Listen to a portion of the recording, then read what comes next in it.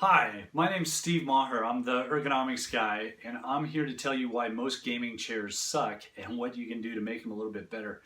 Most gaming chairs are a lot like the one that I'm in right now, and what they've done is they made it look really cool, and they've modeled the design on a car seat. And so it has a fixed back. There's kind of a shape to it, so that I can sit back into it. And then the seat pan, the part I'm sitting on, is actually tilted back just a little bit. So the design is so that I kind of fall into it. And with this chair, there's no lock. So when I lean back, the whole thing falls back. And when I sit up, it kind of follows me. The problem is that I can't adjust any of these pieces. So the lumbar support is below my belt level, and that really just pushes me out. When I lean back, I want support. I don't want the chair falling away from me. And if I do sit back like this, I tend to slide out of the front. So most gaming chairs are actually built like that. And if you think about the last time you went to visit your aunt in Portland and sat in the car for 10 hours, what the car seat does is it kind of folds you up a little bit. It brings your knees up so you can operate the pedals, but then it holds you back. And if I'm going to be gaming here and I'm falling back in my chair, then I have to reach up to the keyboard. But what happens is I tend to slouch forward. Or if I'm trying to get closer to the monitor to see what's going on, I tend to slouch forward, and that's going to put a lot of stress not only on my low back, but on my wrists, because what's going to happen is as I come in and I grab my mouse, usually it would be on the right-hand side, but if my keyboard's up here, I go to grab the mouse, I'm putting a whole lot of pressure right here, right into my carpal tunnel. And that's a problem because there's a nerve on either side of your wrist. And so if you're leaning here, trying to make really fine motor movements and leaning in like this, you're not only putting stress on your back, but your shoulder and your wrist. And over time, what's going to happen is it's going to cause numbness in your hand. In the short term, what's going to happen is you're not going to be as accurate because you can't easily move your wrist because it's kind of pinned in here. And all of that has to do with the way that you're sitting in the chair. So what I would recommend if you're going to be gaming is that you swap out your chair. Okay? So this chair, what I like about it is it looks like a standard office chair because it is, but here is the big advantage to this chair. Let me change my angle for you there a little bit. The big advantage is that underneath we have all these control levers, okay? So I can adjust the height of the chair, comes up and down.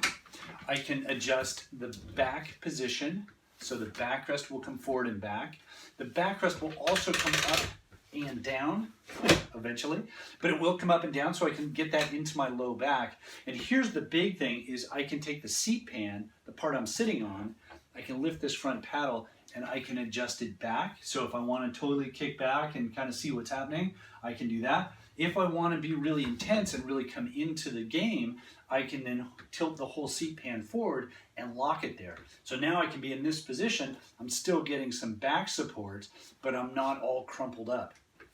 And how that looks here is if I'm working on the desk or playing on the desk, I can be in really close, I can tilt the seat pan forward, and I'm in this kind of ready position, like I'm going to jump into the game, right? Because I have a little bit of a forward tilt here.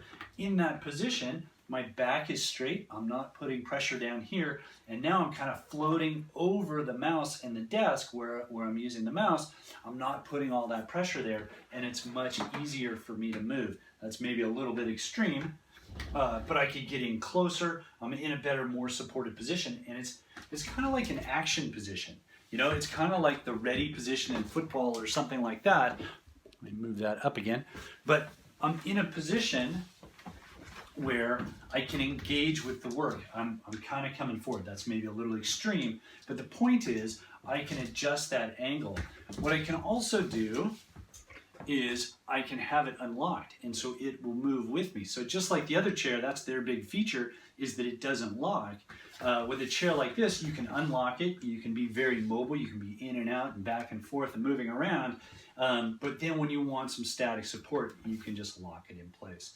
So this is an Office Master PT78. it's a really good chair because you can adjust all the pieces, unlike your standard gaming chair where it basically goes up and down. If it fits, that's great, but if it doesn't fit, you can't adjust it. So if you'd like more information about how to get a chair, a good supportive chair for gaming, or how to set up the workstation to minimize the risk of injury while gaming, or really how to make yourself much more productive while you're gaming, right? Because that's the whole thing. If you're tired, if you're all slumped in your chair and you're sitting like this, you can't do it for very long. And what's going to happen is you're going to get tired. Somebody's going to kill you on screen. And so if you're in a much more neutral position, supported position, you can play longer and better and faster.